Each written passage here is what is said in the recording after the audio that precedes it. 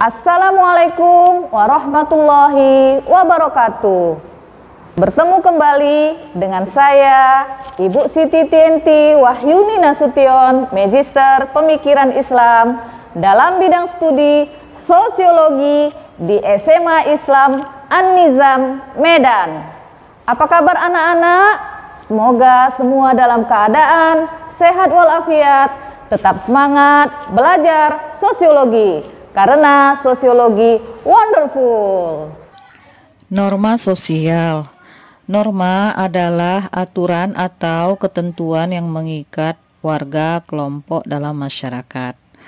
Norma dipakai sebagai panduan, tatanan, dan pengendali tingkah laku yang sesuai dengan harapan masyarakat.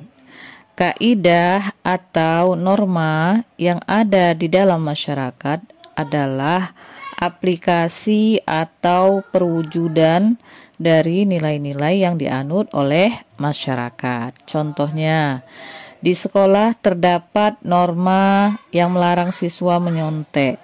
Norma tersebut dibuat berdasarkan nilai kejujuran yang dijunjung oleh masyarakat. Nah, ya, jadi karena nilai kejujuran itu dijunjung di dalam masyarakat, maka perbuatan menyontek itu dilarang. Masyarakat menganggap bahwa kejujuran mutlak diperlukan untuk menciptakan masyarakat yang adil, makmur, dan sejahtera. Jadi terdapat hubungan yang erat antara nilai dan norma. Jika nilai adalah sesuatu yang baik, diinginkan, dan dicita-citakan oleh masyarakat, maka norma adalah aturan bertindak untuk mewujudkan cita-cita tersebut tadi. Norma berfungsi mengatur dan mengendalikan perilaku masyarakat demi terciptanya keteraturan sosial. Norma menjadi panduan, tatanan, dan pengendali tingkah laku. Norma juga menjadi kriteria bagi masyarakat untuk mendukung atau menolak perilaku seseorang. Oleh karena itu, setiap pola kelakuan yang telah sesuai dengan norma selalu mengandung unsur pembenaran. Artinya, tindakan yang dilakukan sesuai norma dapat dibenarkan atau diterima banyak orang. Tindakan di luar norma dilihat sebagai kesalahan atau tindakan yang kurang baik. Oleh karena itu, norma selalu disertai sanksi berupa hukuman atau hadiah. Hal itu bertujuan agar orang mematuhinya dan terjadi perubahan tingkah laku pada orang tersebut. Dengan cara demikian, kehidupan masyarakat dapat berlangsung baik dan tertib. Namun, suatu norma umumnya hanya berlaku dalam masyarakat tertentu. Artinya, norma yang dianut oleh suatu masyarakat belum tentu dianut oleh masyarakat lain. Norma yang berlaku dalam masyarakat Jawa belum tentu berlaku dalam masyarakat Papua. Demikian pula, norma yang berlaku dalam kelompok masyarakat Islam tentu berbeda dengan norma yang berlaku dalam kelompok masyarakat Katolik, Kristen, Buddha, Hindu, dan lainnya. Norma sosial yang mengatur masyarakat bersifat formal dan non-formal. Nah, kita bahas satu persatu. Yang pertama, norma formal. Norma formal ini bersumber dari lembaga masyarakat atau institusi formal. Norma ini biasanya tertulis, contohnya aturan-aturan negara seperti konstitusi, surat keputusan, dan peraturan daerah atau perda. Nah, yang kedua, norma non-formal.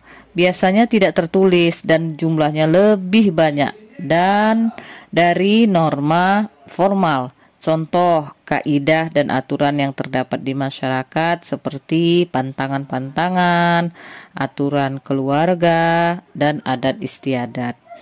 Pada dasarnya, anggota masyarakat mengetahui, mengerti, dan menghadapi keberadaan norma dalam masyarakat yang harus dipatuhi. Namun, dalam pelaksanaannya selalu ada penyimpangan-penyimpangan dengan berbagai alasan. Oleh karena itu, norma harus selalu disosialisasikan atau ditanamkan terus-menerus dalam masyarakat. Nah, sekarang kita bahas tentang tingkatan norma. Norma yang berlaku di dalam masyarakat itu kan mempunyai kekuatan mengikat yang berbeda-beda. Ada norma yang lemah daya ikatnya, ada yang sedang, dan norma yang mempunyai daya ikat sangat kuat yang membuat anggota masyarakat pada umumnya tidak berani melanggarnya. Nah, dilihat dari kekuatan mengikat terhadap anggota masyarakat, norma dibedakan menjadi beberapa tingkatan.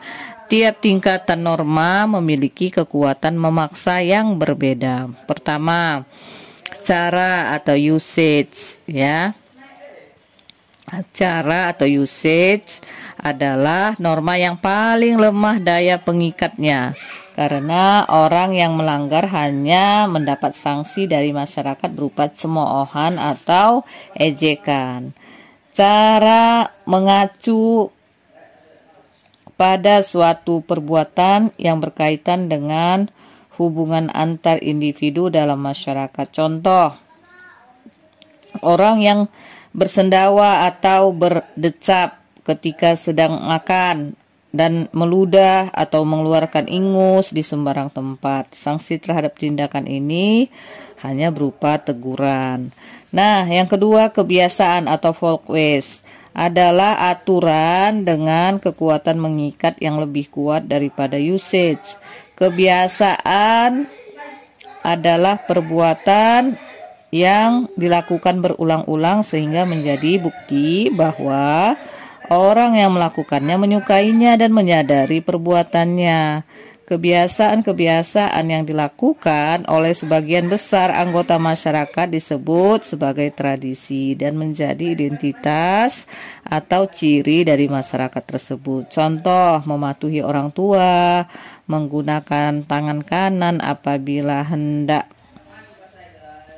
memberikan sesuatu, mengetuk pintu sebelum memasuki ruangan orang lain, memberi salam pada saat bertamu, dan membungkukkan badan ketika berjalan melewati orang yang lebih tua. Jadi ini masuk kebiasaan atau folkways, ya. Nah, yang tingkatan yang ketiga itu namanya tata kelakuan atau mores, adalah aturan yang sudah diterima masyarakat secara sadar atau tidak sadar dan dijadikan alat pengawas atau kontrol terhadap anggota masyarakat. Tata kelakuan mengharuskan anggota masyarakat untuk menyesuaikan tindakan dengan aturan yang berlaku. Pelanggaran terhadap tata kelakuan akan diberi sanksi berat seperti dipermalukan di muka umum. Nah, apa yang menjadi contoh tata kelakuan atau mores adalah tata kelakuan yaitu larangan melakukan kejahatan seperti mencuri atau menghilangkan nyawa orang lain, larangan berjudi, minum minuman keras, atau menggunakan obat-obat terlarang. Jadi di sini kalau dilakukan maka akan mendapatkan sanksi yang berat. Nah, yang keempat, adat istiadat atau custom. Pada umumnya tidak tertulis, namun memiliki sanksi baik langsung maupun tidak langsung. Sanksinya berupa sikap penolakan dari masyarakat. Bagi masyarakat tradisional, penolakan masyarakat merupakan hal yang sangat menyakitkan karena sebelumnya mereka merupakan anggota masyarakat yang hidup dari dan di dalam masyarakat. Contohnya, di Lampung terdapat hukum adat yang melarang perceraian. Jika aturan tersebut dilarang, tidak hanya yang bersangkutan yang tercemar namanya, tetapi seluruh keluarga dan bahkan seluruh sukunya. Biasanya orang yang melakukan pelanggaran tersebut akan dikeluarkan dari masyarakat.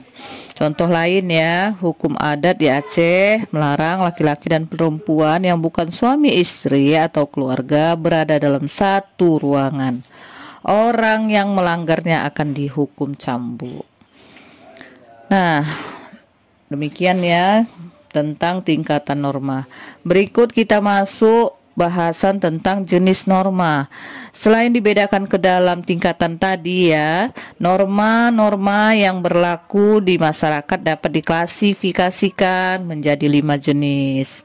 Apa aja? Yang pertama norma agama, yang kedua norma kesusilaan, ketiga norma kesopanan, yang keempat norma kebiasaan, dan yang kelima adalah norma hukum. Mari kita bahas satu persatu. Pertama, norma agama. Norma agama adalah norma yang berdasarkan ajaran atau kaidah suatu agama. Norma ini bersifat mutlak bagi para penganutnya. Orang yang menaati norma agama akan diberikan keselamatan di akhirat, sedangkan yang melanggar akan mendapat hukuman. Contohnya, kewajiban melaksanakan rukun Islam dan rukun iman dalam agama Islam.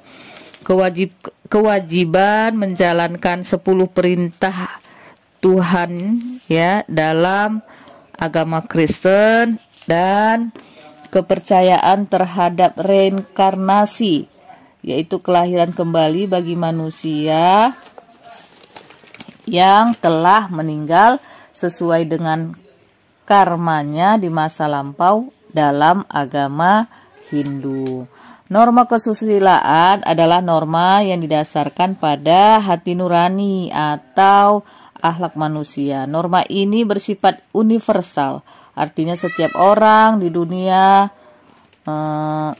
memilikinya, hanya bentuk dan perwujudannya yang berbeda. Contoh, perilaku yang melanggar nilai kemanusiaan seperti pembunuhan, pencurian, penyiksaan pada umumnya ditolak oleh setiap masyarakat. Contoh lain, norma kesusilaan yaitu jujur dalam perkataan dan perbuatan, membantu orang lain yang membutuhkan, dan menghormati sesama manusia. Yang ketiga, norma kesopanan adalah norma yang berpangkal dari aturan tingkah laku di dalam masyarakat. Contoh, cara berpakaian, bersikap, dan berbicara. Norma ini bersifat relatif dalam arti penerapannya berbeda di berbagai tempat, lingkungan, dan waktu. Contoh, kategori berbusana pantas antara tempat yang satu dan yang lain terkadang berbeda. Contoh lain, nilai kesopanan tidak memakai perhiasan dan pakaian yang menyolok ketika menghadiri pemakaman seseorang. Mengucapkan terima kasih ketika mendapatkan pertolongan atau bantuan, meminta maaf ketika berbuat salah, berbicara sopan dengan orang yang lebih tua, mengucapkan salam ketika bertamu, tidak meludah di sembarang tempat, dan tidak berkata-kata kotor atau kasar. Nah, ini termasuk norma kesopanan ya. Nah, yang keempat, norma kebiasaan atau habit. Di sini norma kebiasaan atau habit adalah hasil dari melakukan perbuatan yang sama secara berulang-ulang sehingga menjadi kebiasaan atau habit. Orang yang tidak menjalankan norma ini biasanya dianggap aneh oleh lingkungan sekitarnya. Contoh, kebiasaan melakukan syukuran atau doa bagi anak yang baru dilahirkan, kegiatan mudik menjelang hari raya Idul Fitri, atau acara peringatan arwah orang yang sudah meninggal pada masyarakat Manggarai di Flores. Nah, yang kelima, norma hukum. Norma hukum adalah himpunan petunjuk atau perintah dan larangan yang mengatur tata tertib dalam suatu masyarakat atau negara. Sanksi pada norma hukum bersifat mengikat dan memaksa. Sanksi ini didasarkan oleh suatu lembaga yang memiliki kedaulatan, yaitu negara. Ciri norma hukum antara lain adalah diakui oleh masyarakat sebagai ketentuan yang sah dan terdapat lembaga penegak hukum sebagai pihak yang berwenang memberikan sanksi. Tujuan norma hukum adalah menciptakan suasana aman, dan tentram dalam masyarakat. Contoh ya, larangan melakukan tindak kriminal seperti mencuri, membunuh atau menipu, aturan wajib membayar pajak, mengenakan helm saat mengendarai sepeda motor, dan mematuhi rambu-rambu lalu lintas. Jadi nak, kelima norma di atas memiliki hubungan yang erat, namun tiap norma juga memiliki perbedaan. Nah, untuk mengetahuinya dilihat di bagan berikut ya. Oke, demikian pembelajaran kita pada hari ini. Semoga manfaatnya besar bagi kita dan bisa kita terapkan dalam kehidupan kita sehari-hari sehingga kita menjadi warga masyarakat yang baik dan termasuk bagian dari penyelesai permasalahan-permasalahan yang ada di masyarakat. Demikian saja. Demikian pembelajaran hari ini.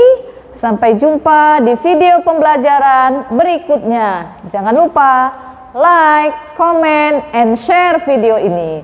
SMA Islam An-Nizam, unggul, cerdas, Islami. Assalamualaikum warahmatullahi wabarakatuh.